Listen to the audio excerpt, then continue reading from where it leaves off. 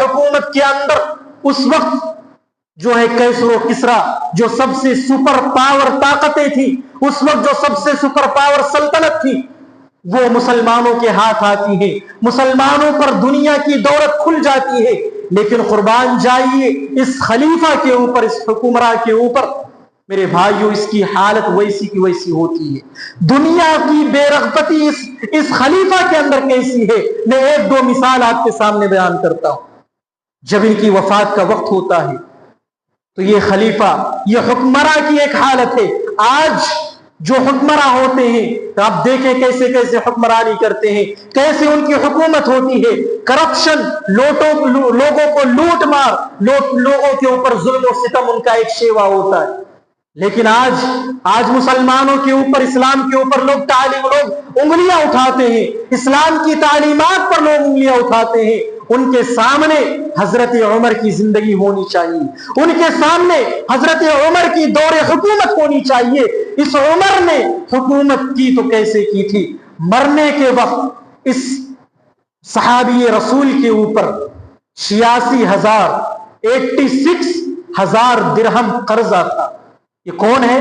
حاکم وقت ہے، ایسا حاکم 22 لاکھ مربع میل کے اوپر جس کی حکمرانی ہو، جو تقریباً 33 لاکھ 30 پر 5 لاکھ اور 2000 ورگ کلومیٹر پر جس کی حکومت تھی، اس وقت تقریباً آدھی دنیا کے اوپر جس کی حکومت تھی، اس حکمراں کا عالم یہ ہے کہ اس کے مرنے کے وقت 86,000 درہم اس کے اوپر قرضہ تھا۔ اور وہ قرضہ کیسے اتارتے ہیں معلوم ہے؟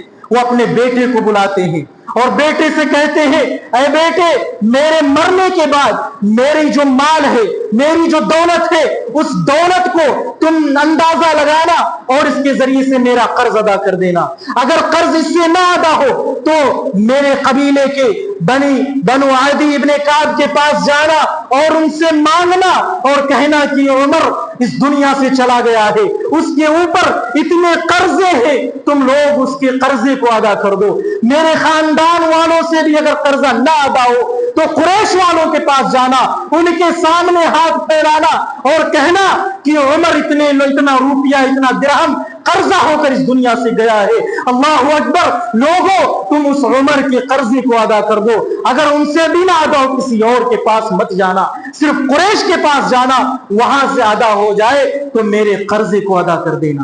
یہ کون ہے؟ وقت کا حکمراں ہے۔ ایسی مثال دنیا لا کر دے، ایسی مثال دنیا لا کر پیش کرے، ایسا حکمراں لا کر دنیا پیش کرے۔